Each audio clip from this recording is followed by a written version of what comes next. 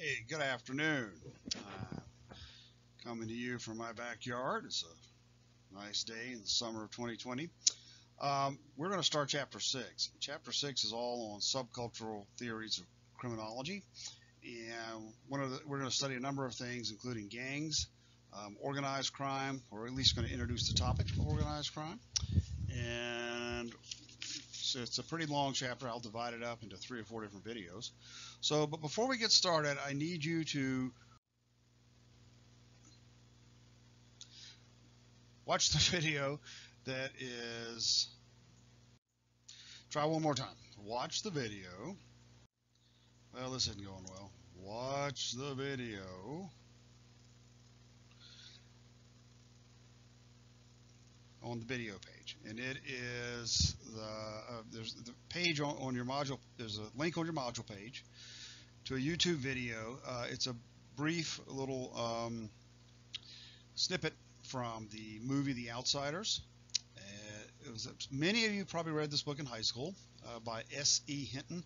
She was 16 years old when she wrote this book. It's amazing.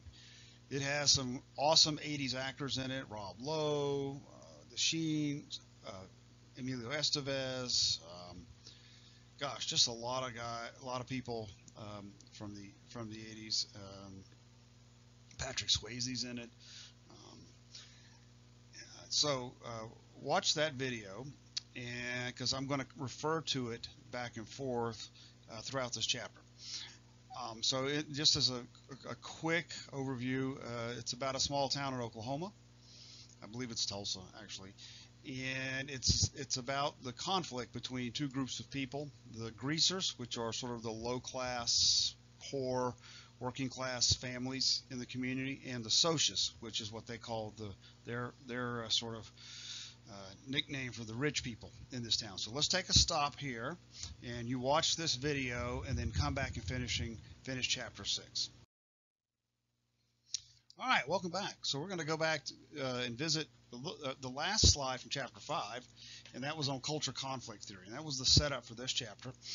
And so, all right, I think we got this working.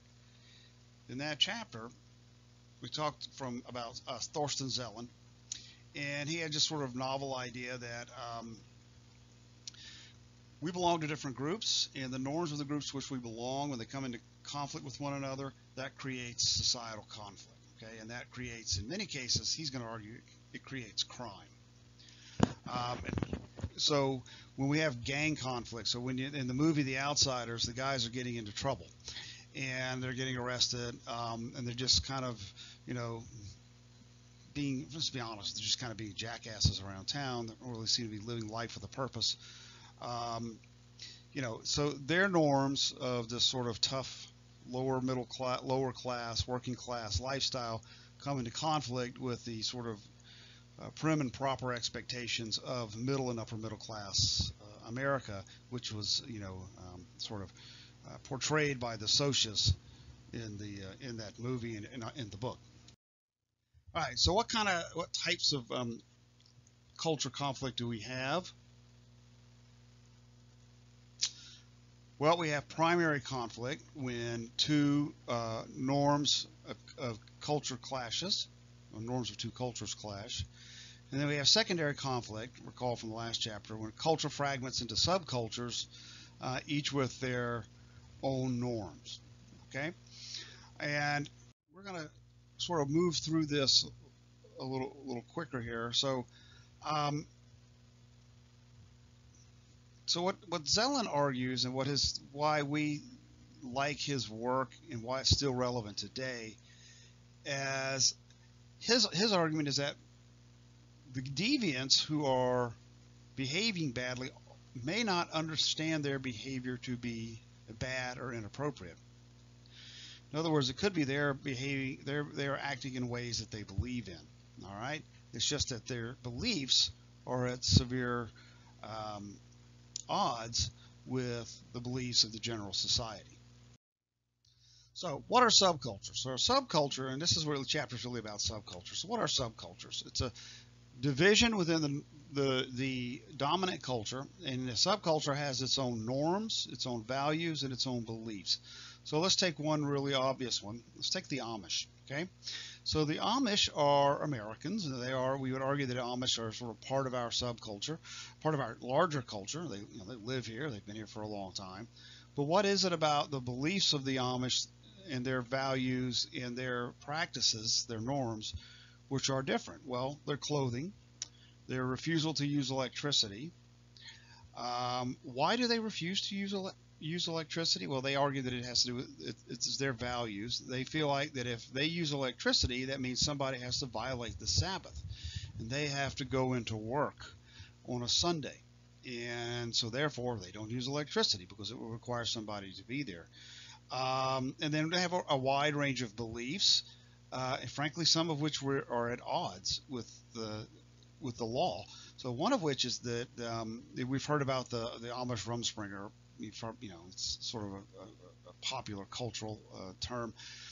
But the Amish, for the longest time, believed that children should leave the home at age 16. And so since most Amish were concentrated in Pennsylvania, the state of Pennsylvania said, no, you're not supposed to leave school until you're 18 years of age. And so the Amish were pulling their kids out of school and sending them on Rumspringers at age 16. And the state of Pennsylvania was like, you're violating our truancy laws. So their beliefs in the state laws about how long you attend school actually come into conflict. So that's just one example. Subcultures can be small. They can be like a street gang. They can be small, such as a religious cult. I mentioned in a previous video the Heaven's Gate religious cult. You can Google Heaven's Gate. Their website's still up and running. These are the people, I think there were 40 of them, who committed mass suicide because they thought they were going to be taken up to heaven in a comet that was following, in a spaceship that was following the Hale-Bopp comet. Excuse me. The spaceship was in the tail of the comet. When the Hale-Bopp comet, went by the Earth in 1997, these guys were going to be elevated somehow up into the spaceship and taken to a higher plane of existence, kind of what they were euphemistically calling heaven. Small group, thankfully. A subculture can be large, like a region of the country. So you look at regionally in our country, we see great value differences. Regionally in other countries, the value differences are even more extreme. So let's just take our neighbors to the north, Canada, right? So Canada is divided up into many provinces, but one of which, Quebec, is not a province where English is the dominant language. French is the dominant language. So, this is a country where two languages are legally recognized, both English and French, but only one is spoken in Quebec, and that is French. So that's a subculture right there. It's a large regional subculture. Subcultures also have things that have argot. What an argot is, ironically, is a word or term developed by a subculture. So argot is really a term that sociologists have developed to describe terms that subcultures develop. It's kind of a circle. That's supposed to be a joke. I guess none of you are probably laughing. All right, so what do I mean by this? So one example in the crime literature is the phrase "caught lacking." And so when you study street gangs, caught lacking means what? That means you're caught without protection. Normally, it means you're caught without your gun. One from I have spent some time. I've written a book about people who believe in the paranormal. I spent some time out in the woods hunting for Bigfoot. Before you get excited, I do not believe in Bigfoot. I don't believe in ghosts or any of the other chupacabra or any of the other crazy stuff I've been out hunting for, but I really enjoy the people who do. And so one of the things I learned in my study of the Bigfoot subculture, I studied the Bigfoot folks because surprisingly they're the most normal of all the subcultures that are really into the paranormal. I can tell you some horror stories about some others. But the Bigfoot guys, and it's largely guys, pretty normal. They're basically hunters, most of whom have probably seen a large bear standing on his hind legs out in the woods, and they thought it was, a big ape or something, and they've kind of like spend a lot of their time trying to recapture that moment. And so they have all these techniques to lure Bigfoot out into the open, one of which is called wood knocking. And it's not a double entendre. Wood knocking is simply as you grab a big stick and you bang on a tree. And so why do they do this? Why do they wood knock? Well, they believe big feet, is that like more than one Bigfoot would be big feet or Bigfoots, Sasquatches? They believe they communicate through banging on trees. I guess there's some sort of Bigfoot Morse code that they transmit back and forth. 3 knocks means, yeah, I'm fine. 2 knocks means don't bother me. I don't know. Anyhow, if you're in that subculture, then the phrase wood knocking comes up. That's what it means. It means literally getting a bat or a stick and banging on a tree to get Bigfoot to respond. Because the people who believe in Bigfoot don't believe in one Bigfoot. They believe that they're everywhere, and that we just can't seem quite to catch one. All right, we'll leave it Bigfoot. All right. Important components of subcultures. Each subculture has to have the following. It has to have a language, so we just talked about. And that language has to be unique to the subculture. Okay, so it can be one gang or it could be many gangs, but that share a very similar argot. But the subculture has to share the language. So I'll show you if there's time permitting this semester. I'll send guys a video on vampire subculture, because vampires, there's some people who believe in this. Just like I said, some groups are scarier than others. But the vampires have one of the most highly developed language and argots of any of the sort of subcultures in the United States. They have to have their own values, and so here's what we're about. This is what we respect. So when we start talking about gangs, one of the most core values of any gang is that of loyalty. And what we're going to see today is that street gangs, particularly street gangs in urban settings such as Chicago, their values have changed over the last 20 years, and that's led to an increase in violence. But one of the old school values of street gangs, particularly black street gangs in Chicago and other inner cities, was obedience. So you had loyalty and obedience to authority. Third is beliefs. Sorry, a very loud motorcycle just went by. Still hear it? All right, beliefs. So each subculture has its own set of beliefs, and those are ideas that we sort of hold as sacred. Okay. So why study subcultures in this course is because we argue that in order to understand crime, you got to understand criminal subcultures, because a lot of crime emanates, particularly property crime and some associated violent crime with property crime, and what we call moral order crimes. They sort of originate in criminal subcultures of different types. All right, so we're going to talk about 4 basic theories of criminal subcultures. We're going to start with one of my favorites and one of the oldest, and that is Cohen's theory and of what he calls reaction formation. And then we will skip through we will also work through the other 4 up here. So let's talk first about Albert Cohen. Albert Cohen wrote a book in 1955 called Delinquency Boys, and it's actually a book that kind of still has a lot of resonance today in 2020 about what's going on. And in Delinquency Boys, Cohen argues that people are basically, in our society, people are evaluated by a middle-class measuring rod. And so what he simply means is that the basic norms of our society, and let's think about what they are. The norms of equality, okay? The norm of achievement. We're an achievement-oriented society. The norm of individualism. The norm of patriotism. The norm of respect for law and order. These are all middle-class values. And that all citizens in our country are evaluated by middle-class values. Why are we evaluated by middle-class values? Maybe because the middle class is generally the largest segment of our society. That would kind of make sense. You got a few people who are very rich. You got a few people who are very poor. You got, a decent size upper middle class and a decent size working class, lower class that aren't extreme poverty but are not very well off. Then you got a big chunk right in the middle that we call the middle class. Okay, and so what they argue is that the the idea that you can study lower class children in order to understand how deviant subcultures emerge.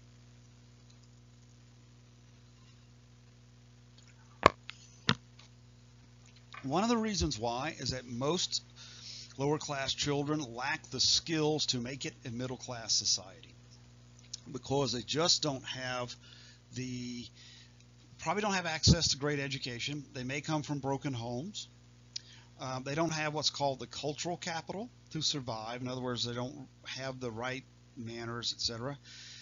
Before, they tend to lack in network resources. We all know that who you know is often as important as what you know in terms of getting jobs and getting ahead in life. People from lower class backgrounds don't know anybody but other lower class people, so they don't have those same built-in advantages. Okay. Um, so Cohen argues that lower class children fail to measure up to middle class expectations. So when that happens, what do these children do? And he argues that they go into a process what he calls reaction formation. They react by joining different subcultures. And he classified these subcultures into two basic types.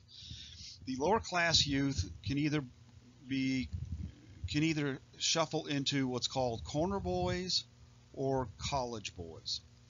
And what is a corner boy?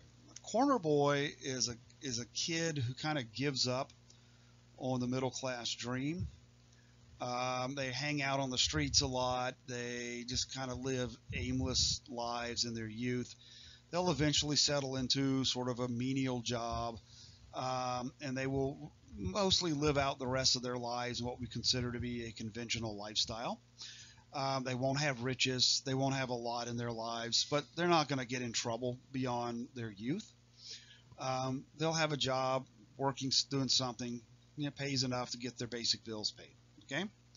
The second set from the lower class is what he calls the college boys. These are the people who are basically from the lower class, but they attempt to succeed. They're not going to give up on middle class standards. Okay. So in the movie, The Outsiders, and in the book, the character played by Patrick Swayze, the older brother of the group, he owned his own garage, and he would be considered a college boy. Ponyboy, the main character of the movie and of the book, the young man about whom the book is largely written, and in the video, he and Ralph Macchio are hanging out with Matt Dillon, and Dillon's really just a terrible kid in the group. He is the ultimate corner boy, and Macchio and Ponyboy are kind of really they haven't given up yet, and clearly Ponyboy doesn't give up. He's definitely a college boy in this film. All right. So, delinquent boys, how might someone react to not being able to achieve middle class standards? And they band together and they form this thing that's called reaction formation.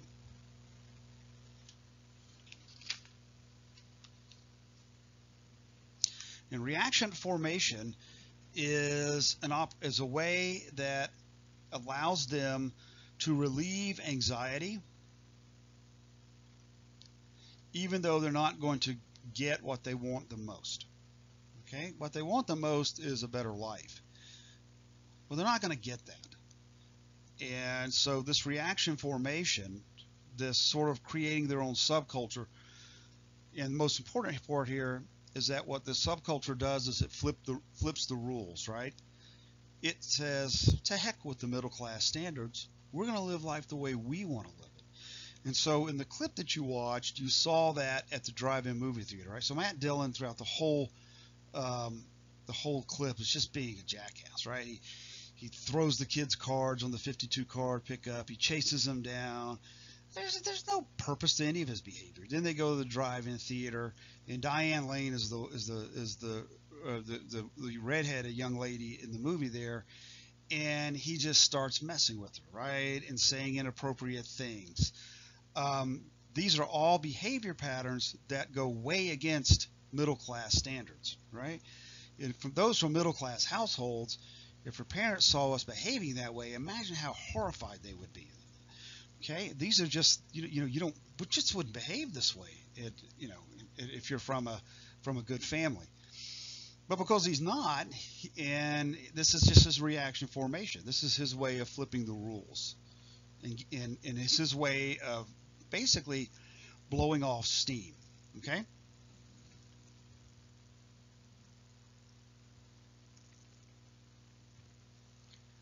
and so one of the lessons from the book The Outsiders is that the greasers in this book, and while the author didn't intend this, they really are the quintessential corner boys from Cohen's work on Delinquent Boys.